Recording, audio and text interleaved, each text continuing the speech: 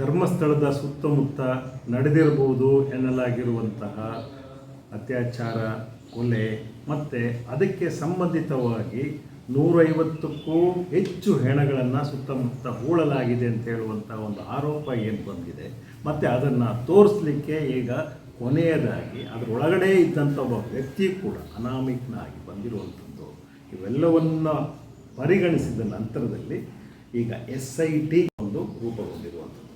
ಈ SIT ರೂಪುಗೊಂಡಿರೋದರ ಜೊತೆಯಲ್ಲಿ ನಮ್ಮ ಪಾಲಿಗೆ ಸಂವಿಧಾನ ಮತ್ತು ಅದರ ಆಶಯಗಳು ಮತ್ತೆ ಜೀವ ತಳೆದು ನಿಂತಿದೆ ಅಂತಲೇ ನನಗೆ ಅನಿಸ್ತಾ ಇರುವಂಥದ್ದು. ಈ SIT ರಚನೆಯಲ್ಲಿ ಒಡನಾಡಿಯ ಪಾತ್ರ ಎಷ್ಟಿದೆ?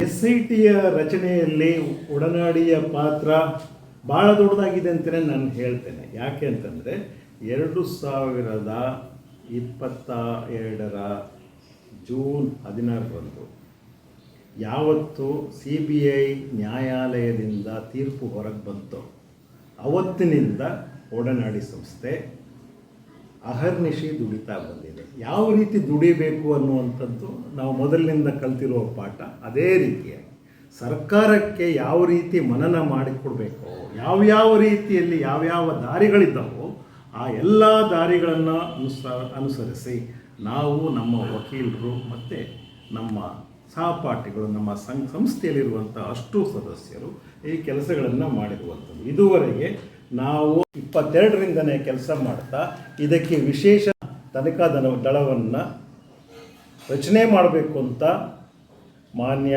ಮುಖ್ಯಮಂತ್ರಿಗಳಾದಿಯಾಗಿ, ರಾಜ್ಯಪಾಲರಾದಿಯಾಗಿ, ಹಾಗೆಯೇ ಸರ್ಕಾರದ ಅಂಗಸಂಸ್ಥೆಗಳು, ಆಯೋಗಗಳು, ಎಲ್ಲ ಆಯೋಗಗಳಿಗೂ ಎಲ್ಲ ಇಲಾಖೆಗಳಿಗೂ ಕೂಡ ಪತ್ರಗಳನ್ನು ಬರೆಯುವುದಷ್ಟೇ ಅಲ್ಲ, ಅಂದರೆ ಅಂಥದ್ದು ಮಾಡ್ತಾ ಬಂದ್ವಿ. ಅಂದರೆ ಆವಾಗ ನೀವು ಈ ಪತ್ರಗಳನ್ನು ಬರಿತಾ ಇದ್ದು ಸೌಜನ್ಯ ಪ್ರಕರಣಕ್ಕೆ ಸಂಬಂಧಪಟ್ಟಂತೆ SIT ತನಿಖೆ ಮಾಡಿ ಅಂತ? ಇಲ್ಲ, ಅದರ ಜೊತೆಯಲ್ಲಿ ಅಲ್ಲಿ ಸುತ್ತಮುತ್ತಲು ಬಂದಿರುವಂಥ ಎಲ್ಲ ಆರೋಪಗಳ ಸಮಗ್ರ ತನಿಖೆಯನ್ನು ಮಾಡಬೇಕು ಅಂತ ಹೇಳುವಂಥದ್ದು. ಸೌಜನ್ಯಗಳ ವಿಚಾರವಾಗಿ ನಾವು ಮಾತಾಡ್ತಾ ಇದ್ದಂಥದ್ದು ಹೆಚ್ಚುವರಿ ತನಿಖೆಯನ್ನು ಮಾಡಿ, ರೀಇನ್ವೆಸ್ಟಿಗೇಟ್ ಮಾಡಿ ಅಂತ ಹೇಳ್ತಾ ಬಂದಂಥದ್ದು. ಆದರೆ ಅಲ್ಲಿಯ ಎಲ್ಲ ಸಮಗ್ರ ಆರೋಪಗಳು ಏನೇನಿದ್ದವು ಅದು ಆಸ್ತಿಗೆ ಸಂಬಂಧಪಟ್ಟಂಥ ವಿಚಾರ, ಭೂ ಕಬಳಿಕೆ ಸಂಬಂಧಪಟ್ಟಂಥ ವಿಚಾರ, ಕಾಣೆಯಾಗಿರುವ ವಿಚಾರ, ಅತ್ಯಾಚಾರಕ್ಕನ್ನು ಒಳಗೊಂಡಂಥ ವಿಚಾರ, ಪದ್ಮಾವತಿ ವೇದವಲ್ಲಿ ಆಗಿರ್ಬೋದು, ಅಥವಾ ಸಾಫಲ್ಯ ಸಹೋದರಿಯರ ವಿಚಾರ ಆಗಿರ್ಬೋದು, ಅಥವಾ ಟ್ರಕ್ ಆಕ್ಸಿಡೆಂಟಲ್ಲಿ ಸತ್ತೋದಂಥವನ ವಿಚಾರ ಆಗಿರ್ಬೋದು, ಇವೆಲ್ಲವನ್ನ ಪರಿಗಣಿಸಿ ಇಲ್ಲಿ ಒಂದು ಸ್ಥೂಲವಾದಂತಹ ಪಾರದರ್ಶಕವಾದಂತಹ ತನಿಖೆಯನ್ನು ವಿಶೇಷ ತನಿಖಾ ತಂಡ ಮಾಡಬೇಕು ಅಂತ ನಾವು ಆಗ್ರಹಿಸ್ತಾ ಬಂದಿದ್ವಿ. ಅದರ ಜೊತೆಯಲ್ಲಿ ಇತ್ತೀಚೆಗೆ ನಾನು ಹೆಚ್ಚಿಗೆ ಒಂದು ಪ್ರಾಶಸ್ತ್ಯ ಕೊಡಬೇಕಾಗಿರುವಂಥದ್ದು, ಮಹತ್ವ ಕೊಡಬೇಕಾಗಿದ್ದು ಮತ್ತು ಕೃತಜ್ಞತೆಯನ್ನು ಅರ್ಪಿಸಬೇಕಾಗಿರುವಂಥದ್ದು ಮಾನ್ಯ ಮಹಿಳಾ ಆಯೋಗದ ಅಧ್ಯಕ್ಷರಾದ ಡಾಕ್ಟರ್ ನಾಗಲಕ್ಷ್ಮಿ ಚೌಧರಿ ಅವರಿಗೆ. ಇಲ್ಲಿ ನಮ್ಮ ಕೆಲಸ ಒಬ್ಬ ಸಮಾಜ ಸೇವಕರಾಗಿ, ಒಬ್ಬ ಆಕ್ಟಿವಿಸ್ಟ್ ಆಗಿ ನಾವು ಮಾಡೋದು ಇದ್ದೇ ಇದೆ. ಆದರೆ ಸಂವಿಧಾನಾತ್ಮಕವಾದ ಅಂಗವಾಗಿರುವ ಮಾನ್ಯ ಮಹಿಳಾ ಆಯೋಗದ ಅಧ್ಯಕ್ಷರಿಗೆ ಅವರದೇ ಆದ ಕೆಲವು ಇತಿಮಿತಿಗಳು ಕೂಡ ಇರ್ತವೆ. ಆದಾಗ್ಯೂ ಇದರೊಳಗಿರುವ ಎಲ್ಲ ವಿಚಾರಗಳನ್ನು ಅವರು ಪರಿಗಣಿಸಿ ನಮ್ಮ ಜೊತೆಯಲ್ಲಿ ಸುದೀರ್ಘವಾಗಿ ಚರ್ಚೆ ಮಾಡಿ ಅದರ ಸಾಧ್ಯತೆಗಳು, ಬಾಧ್ಯತೆಗಳು ಎಲ್ಲವನ್ನೂ ಕೂಡ ಅರ್ಥ ಮಾಡಿಕೊಂಡು ಅವರ ಪರಿಮಿತಿ ಒಳಗಡೆ ಇದನ್ನು ಮಾಡ್ಬೋದು, ನಾನು ಮಾಡ್ತೇನೆ ಅಂತ ನನಗೆ ಭರವಸೆಯನ್ನು ಕೊಟ್ಟಿದ್ದು ಡಾಕ್ಟರ್ ನಾಗಲಕ್ಷ್ಮಿ ಚೌಧರಿ ಅವರು. ಅದೇ ರೀತಿಯಾಗಿ ಅವರು ನಾವು ಕೊಟ್ಟಂತಹ ವಿವರಗಳಿದ್ದಾವೆ ಅವುಗಳನ್ನೇ ಬೇಸಾಗಿಟ್ಟುಕೊಂಡು ಶಿಫಾರಸು ಪತ್ರವನ್ನು ಮಾನ್ಯ ಮುಖ್ಯಮಂತ್ರಿಗಳಾದ ಸಿದ್ದರಾಮಯ್ಯನವರಿಗೆ ಬರೆದಿದ್ದಾರೆ. ಅವರಿಗೆ ಪ್ರಪ್ರಥಮವಾಗಿ ನಾನು ಮತ್ತೊಮ್ಮೆ ಎಲ್ಲ ನಾಡಿನ ಅಷ್ಟೂ ಜನರ ಹೋರಾಟಗಾರರ ಪರವಾಗಿ ಅವರಿಗೆ ಅಭಿನಂದನೆಗಳು ಮತ್ತು ಕೃತಜ್ಞತೆಗಳನ್ನ ಹೇಳ್ತೇನೆ. ಯಾಕೆ ಅಂತಂದರೆ SIT ರಚನೆಯಾಗುವುದಕ್ಕೆ ಭದ್ರ ಬುನಾದಿಯನ್ನು ಹಾಕಿಕೊಟ್ಟಂಥವರು ಮಹಿಳಾ ಆಯೋಗದ ಅಧ್ಯಕ್ಷರು. ಇದು ಒಂದು ಆಯೋಗ ಎಷ್ಟು ಕೆಲಸ ಮಾಡ್ಬೋದು ಅಂತ ಹೇಳೋದನ್ನು ತೋರಿಸುತ್ತೆ. ಮತ್ತು ಇಷ್ಟು ಕೆಲಸ ಮಾಡಲಿಕ್ಕೆ ಆಯೋಗದ ಅಧ್ಯಕ್ಷರಿಗೆ ಎಷ್ಟೊಂದು ಕೆಪಾಸಿಟಿ ಇದೆ ಅಂತ ಹೇಳೋದನ್ನ ತೋರಿಸುತ್ತೆ. ನೋಡಿ, ನಮ್ಮಲ್ಲಿ ಆಯೋಗಗಳಿವೆ. ಹಿಂದುಳಿದ ವರ್ಗದ ಆಯೋಗ ಇದೆ, ಚುನಾವಣಾ ಆಯೋಗ ಇದೆ, ರಾಜ್ಯ ಮಹಿಳಾ ಆಯೋಗ ಇದೆ, ಮಕ್ಕಳ ಹಕ್ಕುಗಳ ರಕ್ಷಣಾ ಆಯೋಗ ಇದೆ, ಪರಿಶಿಷ್ಟ ವರ್ಗದ ಆಯೋಗವು ಕೂಡ ಇದೆ. ಆದರೆ ಆಯೋಗಗಳು ಸಮರ್ಪಕವಾಗಿ ಕೆಲಸ ಮಾಡೋದಷ್ಟು ನಮಗೆ ಭಾಳ ಮುಖ್ಯ ಆಗುತ್ತೆ. ಎಲ್ಲೋ ಒಂದು ಕಡೆ ಯಾರ್ದು ಮುಖವಾಣಿಯಾಗಿ ಅಷ್ಟೇ ಕೆಲಸ ಮಾಡೋದು ಆಯೋಗದ ಲಕ್ಷಣ ಅಲ್ಲ. ನಮಗೆ ನೆನಪಿರ್ಬೋದು, ನೆನಪಿರಲೇಬೇಕು, ಚುನಾವಣಾ ಆಯೋಗಕ್ಕೆ ಒಂದು ಘನತೆಯನ್ನು ತಂದುಕೊಟ್ಟಂಥವರು TN ಶೇಷನ್ ಅಂತ ಹೇಳುವ ಹೆಸರು ನಮ್ಮ ಎದೆಯಲ್ಲಿ ಯಾವತ್ತೂ ಉಳ್ಕೊಂಡಿರಬೇಕು.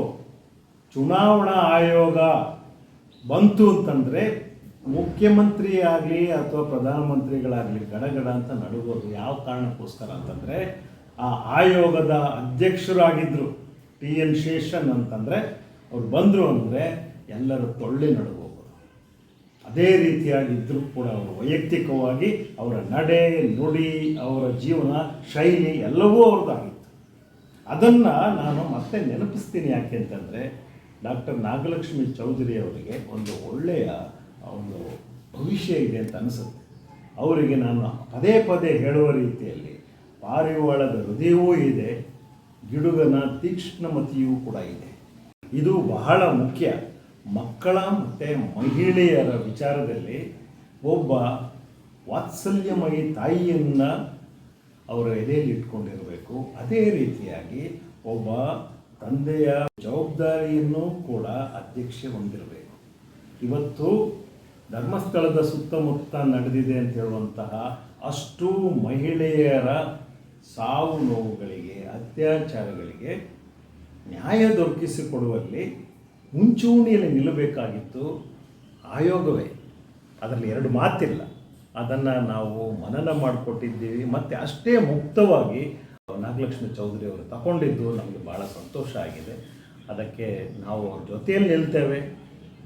ಒಡನಾಡಿ ಆಗಲಿ ಅಥವಾ ಎಲ್ಲ ಹೋರಾಟಗಾರರು ಇದು ಒಂದು ಬದ್ಧತೆಯಿಂದ ಅವರ ಜೊತೆಯಲ್ಲಿ ನಿಲ್ಲಲೇಬೇಕಾಗುತ್ತೆ. ಮತ್ತು ಇವತ್ತು SIT ರಚನೆಯಲ್ಲಿ ಅವರ ಪಾತ್ರ ಬಹಳ ಮುಖ್ಯ ಅಂತಲೇ ನಾನು ಹೇಳಲಿಕ್ಕೆ ಇಷ್ಟಪಡ್ತೇನೆ. ಈಗ SIT ರಚನೆ ಆಗಿದ್ದನ್ನು ಸರ್ಕಾರ ಸ್ಪಷ್ಟವಾಗಿ ಮಹಿಳಾ ಆಯೋಗದ ಶಿಫಾರಸಿನ ಮೇರೆಗೆ ಅಂತ ಹೇಳಿದೆ. ಆದರೆ ಇದನ್ನು ಬೇರೆ ಬೇರೆಯವರು ಕೂಡ ತನ್ನದು ಅನ್ನೋ ಕ್ಲೈಮ್ ಮಾಡ್ಕೊಳ್ತಾ ಇದ್ದಾರಲ್ಲ, ಅದ್ರ ಬಗ್ಗೆ ಸ್ವಲ್ಪ ಮಾತಾಡಿ. ಇದ್ರ ಬಗ್ಗೆ ನಾವು ಏನೂ ಹೇಳಲಿಕ್ಕೆ ಇಷ್ಟಪಡೋದಿಲ್ಲ. ಯಾಕೆ ಅಂತಂದರೆ ನಾಡಿನ ಜನಕ್ಕೆ ಯಾರು ಹೇಗೆ ಕೆಲಸಗಳು ಮಾಡ್ತಾ ಇದ್ದಾರೆ ಅಂತ ಹೇಳುವಂಥದ್ದು ಪ್ರತಿಯೊಬ್ಬರಿಗೂ ಕೂಡ ಗೊತ್ತಿದೆ. ನಮ್ಮ ಒಂದೇ ಒಂದು ಹಾರೈಕೆ ಮತ್ತು ನಮ್ಮ ಒಂದೇ ಒಂದು ಆಸೆ ಏನಾಗಿತ್ತು ಅಂತಂದರೆ ಈ ಸೌಜನ್ಯಗಳ ಆಂದೋಲನ ಏನಿದೆ ಅದನ್ನು ಸಂವಿಧಾನಾತ್ಮಕವಾಗಿ, ಜಾತ್ಯತೀತವಾಗಿ, ಧರ್ಮಾತೀತವಾಗಿ ನಾಡಿನ ಒಂದು ಆಂದೋಲನ ಮಾಡಬೇಕು ಅಂತ ಹೇಳುವಂಥ ಒಂದು ಆಶಯ ನಮ್ಮದಾಗಿತ್ತು. ಅದು ಈಡೇರ್ತಾ ಇದೆ. ಅದರಲ್ಲಿ ಎಲ್ಲರೂ ಕೂಡ ಭಾಗಿಗಳಾಗ್ತಾ ಇದ್ದಾರೆ. ಎಲ್ರಿಗೂ ಕೂಡ ಈ ಕೃತಜ್ಞತೆಗಳನ್ನ ನಾವು ಸಲ್ಲಿಸಲೇಬೇಕು. ಆದರೆ ಇಲ್ಲಿ ಟೆಕ್ನಿಕಲ್ ಆಗಿ ಕೆಲಸಗಳು ಮಾಡೋದಷ್ಟೇ ಉಳ್ಕೊಳ್ಳುವಂಥದ್ದು. ನಾವು ಹೊರಗಡೆ ನಿಂತ್ಕೊಂಡು ಡಮರುಗ ಬಾರಿಸೋದು ಇದ್ದೇ ಇದೆ, ಅಥವಾ ಮತ್ತೊಬ್ಬರಿಗೆ ಮಾತಾಡುವಂಥದ್ದು, ಅವರನ್ನು ತರಾಟೆಗೆ ತಗೊಳ್ಳುವಂಥದ್ದು, ಸರ್ಕಾರವನ್ನು ತರಾಟೆಗೆ ತಗೊಳ್ಳುವಂಥದ್ದು, ಅಧಿಕಾರಿಗಳನ್ನ ತರಾಟೆಗೆ ತಗೊಳ್ಳುವಂಥದ್ದು, ಆಯೋಗದವ್ರ ವಿರುದ್ಧ ಮಾತಾಡುವಂಥದ್ದು ಅದಲ್ಲ. ಹೇಗೆ ನಾವು ನಮ್ಮ ಹಕ್ಕುಗಳನ್ನು ಬಳಸ್ಕೊಳ್ತಾ ಸರ್ಕಾರಕ್ಕೆ ಹಕ್ಕೊತ್ತಾಯ ಮಾಡ್ತೇವೆ, ಸಂವಿಧಾನಾತ್ಮಕ ಮಾತುಗಳ ಮೂಲಕ ಹೇಗೆ ಮಾಡ್ತೇವೆ, ಮತ್ತು ಅವರನ್ನು ಎಷ್ಟು ಕನ್ವಿನ್ಸ್ ಮಾಡ್ತೇವೆ ಅಂತ ಹೇಳುವಂಥದ್ದು ಬಹಳ ಮುಖ್ಯ ಆಗುತ್ತೆ. ಆ ಕೆಲಸವನ್ನು ಒಡನಾಡಿ ಮೊದಲನೇ ದಿವಸದಿಂದಲೂ ಕೂಡ ಮುತುವರ್ಜಿಯಿಂದ ಯಾರು ಬರೆದ್ರೆ ಹೇಗೆ ಕೆಲಸ ಆಗುತ್ತೆ, ಇದು ನಾವು ಕಲ್ತ್ಕೊಂಡಿರೋ ಪಾಠ. ಇದಕ್ಕೆ ಒಂದು 35 ವರ್ಷದ ಇತಿಹಾಸ ಇದೆ. ಈ ಕೆಲಸವನ್ನು ನಾವು ನಮ್ಮ ವಕೀಲರು ಎಲ್ಲರೂ ಕೂಡ ಈ ಕೆಲಸಗಳನ್ನು ಮಾಡ್ತಾ ಬಂದ್ವಿ. ಅದು ಇವತ್ತಿನ ಕೆಲಸ ಅಲ್ಲ. ನಾನು ಆಗಲೇ ಹೇಳಿದ ಹಾಗೆ CBI ನ್ಯಾಯಾಲಯದ ತೀರ್ಪು ಹೊರಬಂದ ದಿನದಿಂದ ನಾವು ಈ ಪತ್ರ ಬರೆಯುವಂಥ ಸರ್ಕಾರಕ್ಕೆ ಅವರಿಗೆ ಮನನ ಮಾಡುವಂಥದ್ದು, ಹಕ್ಕೊತ್ತಾಯ ಮಾಡುವಂಥದ್ದು, ಮತ್ತು ಅದನ್ನು ಮತ್ತೆ ಕೇಳುವಂಥದ್ದು, ಅವರು ಅದನ್ನು RTIಯಿಂದ ತೆಗೆಯುವಂಥದ್ದು, RTI ಮೂಲಕ ನಾವು ತೆಗೆದುಕೊಂಡಿರುವಂತಹ ಅಂಕಿಅಂಶಗಳು ಇವೆಲ್ಲವೂ ಕೂಡ ಇವತ್ತು SITಗೆ ಕಾರಣ ಆಗ್ತಾ ಇದೆ.